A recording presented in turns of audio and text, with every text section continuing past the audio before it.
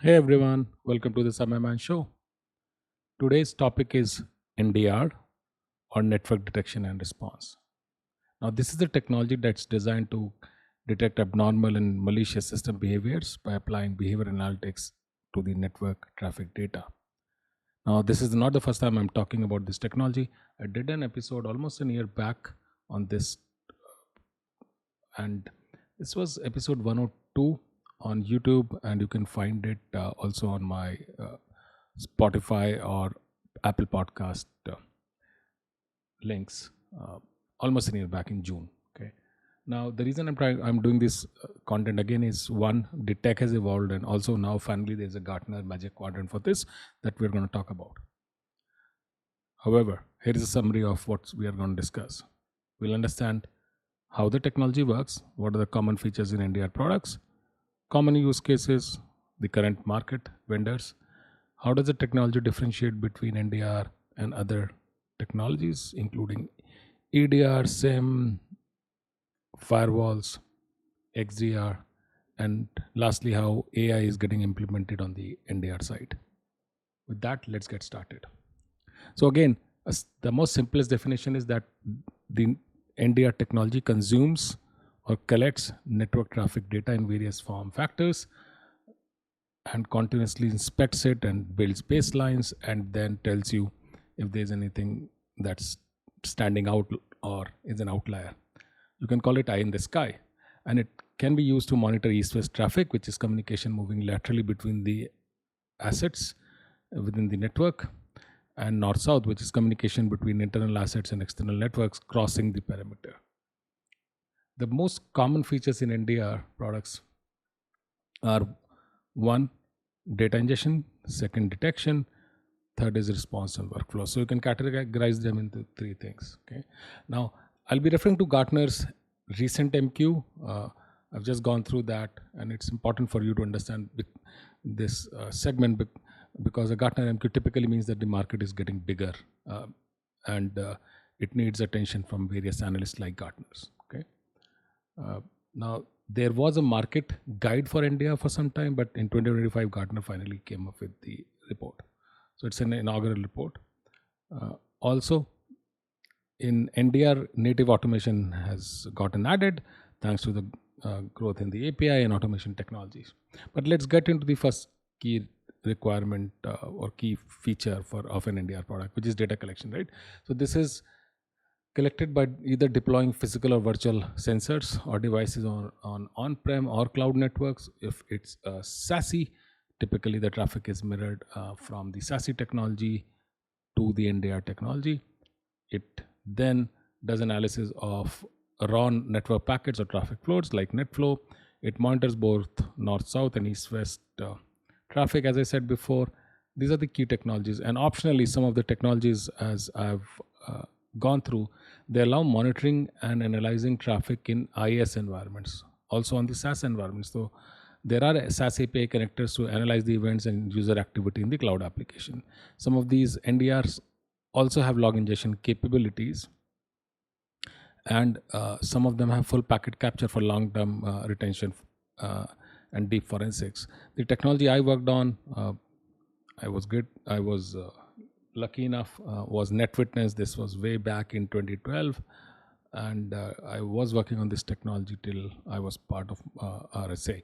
Okay, now that was first step. In terms of detection features in NDR, mostly we'll see the NDR technology will model the entire network traffic and highlights unusual activity. The detection is based on behavioral techniques, non-signature based, and will typically be based on ML and advanced analytics. It also has, and in some cases, will have capability to detect traditional signature-based patterns. Example, snort rules, okay, commonly used in IPS world. Also, threat detection can be done using a threat feed coming from a threat intelligence provider or natively given by the company that's providing NDR technology. And in some of the cases, the NDR technology allows metadata enrichment at collection or during analysis to add context.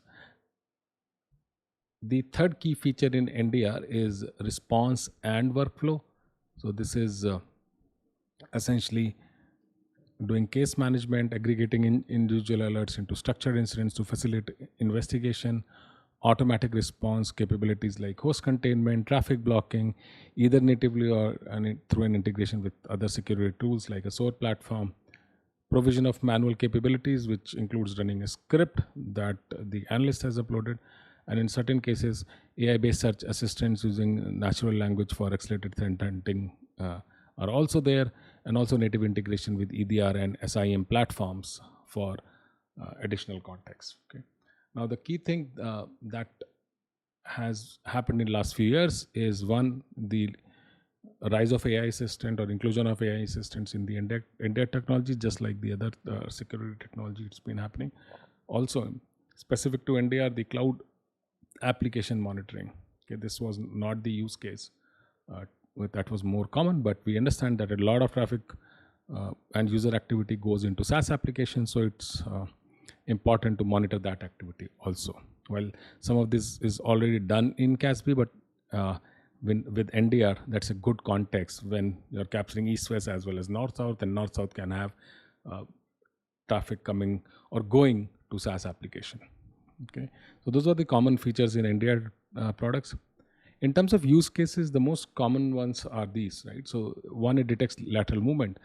How it does that by constantly monitoring east-west traffic, either in forms of getting data from PCAPs or packet captures or using NetFlow, etc. So the entire solution builds a behavior baseline for every device and user. And when an attacker begins to move laterally, their actions typically are outlier compared to a user activity, a standard user activity. Example, a user workstation attempting to connect to a critical database using RDP for the first time. He's never done that in the past, and now suddenly he's doing it. Another use case could be a device suddenly beginning to scan the internal network for open ports and services. The use of administrative protocols like SMB or DC, RPC between systems that do not normally communicate. So these are outliers that typically are not there in the baseline of the traffic that NDR has profiled, and hence they are flagged. The second major use case is around insider threat detection. Now, for those who don't understand insider threat, these are threats that originate from individuals who already possess legitimate access credentials, allowing them to bypass many perimeter-based and authentication-focused security controls. So they are hard to detect. Okay, these are people who have access and they're using it for malicious activity. Okay, so NDR tackles this problem by focusing on not who is accessing the network, but how are they behaving. So these insiders already have credentials, and the behavior analytics in the NDR, as I mentioned before, becomes the primary detection mechanism.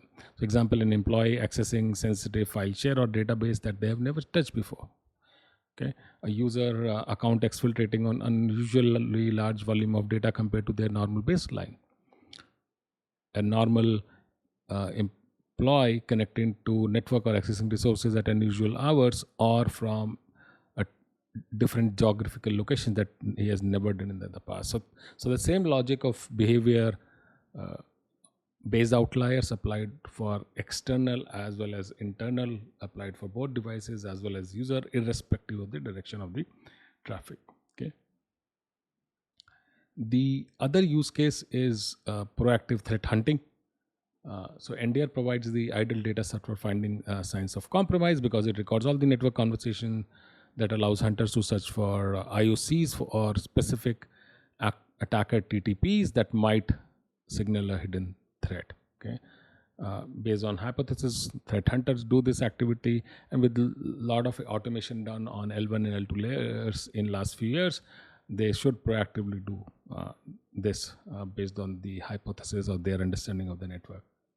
The other common use case I'm seeing is on the NDR for OT side, because NDR technologies, a lot of them support the OT specific protocols like Modbus, DNP3, S7COM, BACnet, Ethernet IP, Profindex, etc. And NDR platforms have DPI, deep packet inspection capabilities for these protocols. Also, they are passive and agentless, which means they can be deployed using a network such as span port or a tap port to receive a copy of the network traffic. It is non-intrusive in nature, and it does not require any software to be installed on industrial controllers or endpoint themselves. So it really helps with the OT infrastructure discovery, which is where the comprehensive asset visibility becomes critical, right? Because of this agentless approach based on collection of traffic, the NDR technology can discover legacy systems as well as manage devices that other tools cannot see. It maps their communication patterns, creates a baseline of normal behavior that is essential for an anomaly detection. Now, imagine a scenario where OT device sends a command on Modbus or DNP3 that it has never done in the past. So it will not match the baseline, and this activity will be detected as an outlier. So that's why it's NDR is getting critical for OT environments like factories and other manufacturing sites. Okay. Now let's look at the market in terms of vendors, right? So as per the Gartner MQ for NDR, and they evaluate based on various parameters, and they typically have four. Once they've done analysis based on the product market size as well as the revenue and some of the other parameters like support, etc. They give a report, and it classifies the products into four categories. One is the leaders. These are vendors that demonstrate strong performance in both execution and vision. They have well integrated products, a clear roadmap aligned with market trends, and robust sales and distribution channels. So you'll typically see global vendors with large presence in most regions. The second category is challengers. These vendors execute well today, have a strong market presence, but may lack a forward-looking vision or fall behind on introducing innovative features, which means they have an active customer base, but they're not innovating. The third category is visionaries. These vendors are innovators, often with high advanced technology, but may lack the market presence, scale, or resources to be considered leaders. So these could be new companies, presence in a specific geo, but they are small in their presence and still trying to scale. The fourth category is niche players. These vendors offer solid products but focus on a specific segment of the market, whether it could be particularly technical capability, industry vertical, or geographic region. An example could be one vendor who's just focusing on OT in a particular region or just on OT globally. Okay, so this is how the Gartner MQ evaluates.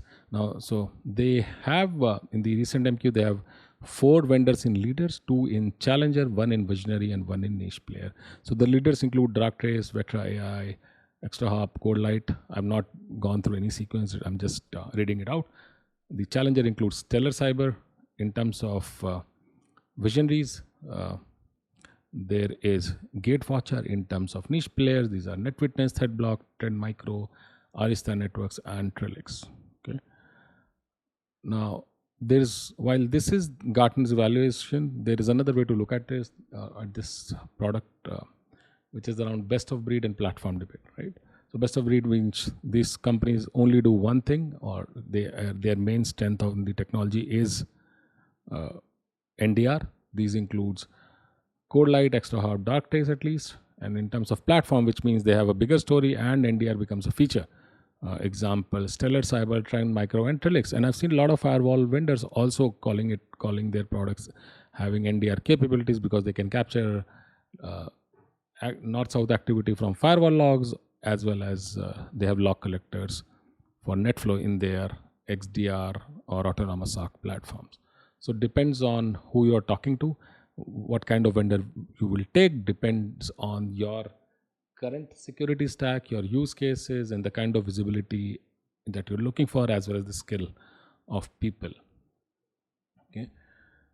So example, if you are looking to monitor activity in your OT environments, you will need a packet capture based NDR. But if you're looking to monitor something on the firewall side, as well as on the IT switches, in some cases you might go with the NDR license on a current XDR platform. Okay, so completely depends on companies' requirements and architecture of the network. Okay, now let's look at how NDR compares with other technologies. So most commonly, firewalls and IPSs. So IPS and firewalls typically they have signatures that are predefined patterns of known malicious code or activity along with the rule set. And now even firewalls are learning. But they don't do full packet capture. They are learning for finding malicious content and blocking it based on it, right? Whereas what NDR does, it uses machine learning and advanced analytics to build a dynamic baseline model, and it's continuously comparing that baseline activity with the real-time activity. Okay, so they can detect subtle anomalies and suspicious deviations that signal a potential threat, even when that has never been seen before. That doesn't happen in a IPS or a firewall. If you compare NDR with EDR and SIEM, so they both the technologies complement NDR. EDR cannot see anything on an unmanaged device. They're meant for managed devices only. So think environments where there's IoT devices, OT equipment, those things cannot be tracked by EDR. That's where NDR will help. So it complements EDR as a technology. SIM also. So SIM gives digital evidence to log data. But remember, log data can be tampered. A cyber criminal hacker can clear the log data, and you might not have any trace based on log, but you can never delete network packets. So NDR can help you there. Okay, because NDR can be agentless, it allows you to monitor every connected devices, including unmanaged IoT, OT, bring your own devices, that are blind spots for EDRs and sometimes SIM. Okay. Now imagine a security incident in an office building. Okay. Now this is a crime scene. So EDR is a forensic team analyzing a single room, examining fingerprints and evidence that's left behind on the desk. Okay. SIM is the detective interviewing all employees, collecting their statements and timelines, and NDR is the security camera footage that shows who entered, who exited, which rooms, which hallways they used to travel between them, and what times these event occurs, right? So this is how you can put EDR, SIM, NDR together. Now let's look at NDR versus XDR. So XDR, as you all know, is a holistic security platform that's designed to break away from data silos that have been there for some time. So example, EDR is a different environment, data silo, different product, same goes with SIM. But what XDR does, it integrates and correlates telemetry from multiple of these security layers, including EDR, NDR, cloud environments, identity systems, email into a single unified system for investigation and response. So NDR can be part of an XDR, which is provided by most of the XDR players today.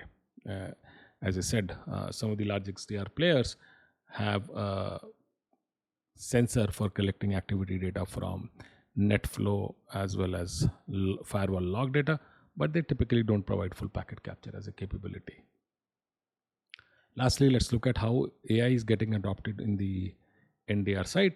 So the most basic use cases have been there for some time. This includes using traditional AI and ML in the core engine for baselining normal network behavior and detecting those anomalies. Okay. Now coming on to Gen AI and LLMs, they are getting used to enhance the SOC workflows as well as new use cases like using NL, natural language, for threat hunting.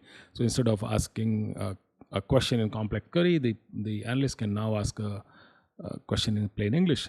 Example, show me all unusual outbound connections to North Korea from the engineering department in last 24 hours. The second way Gen AI can be used is in automating the incident summaries. So Gen AI can automatically analyze the entire sequence of events and generate a concise human readable narrative that summarizes the attack, how it started, what systems were affected, and what actions the attacker took. The third thing could be AI guided response. So the AI can provide prioritized step-by-step recommendations for remediation. For a junior analyst, this is amazing. This is like having an expert looking over their shoulder, guiding them through the process of containment and recovery. So it increases the efficiency of the analyst and reduces his learning time. Now, one interesting thing that has happened in last 1 year is the story of on-device LLMs. vendors like Trellix are talking about it. So that means an LLM can run on the NDR appliance itself and not in the cloud. So this addresses a major concern around data privacy by keeping sensitive network data on premises. It also reduces latency for faster analysis and allows the NDR solution to function effectively in completely air-gapped environments, which is critical for many OT and government use cases. So this is a unique concept. I hope this is picked by all the vendors. Not just NDR, but generally it's a good capability that every appliance should have for air-gapped networks. Okay. So yeah, that was it for today. Thank you so much. I'm also thankful to Gartner and all the vendors who have mentioned. These things help us learn. With that, thank you so much. Thank you so much. I'll see you next time. Like, share, subscribe, drop comments. I often get comments. A lot of people reach out asking questions on LinkedIn also. So happy to connect on LinkedIn. I'll see you next time. Bye-bye.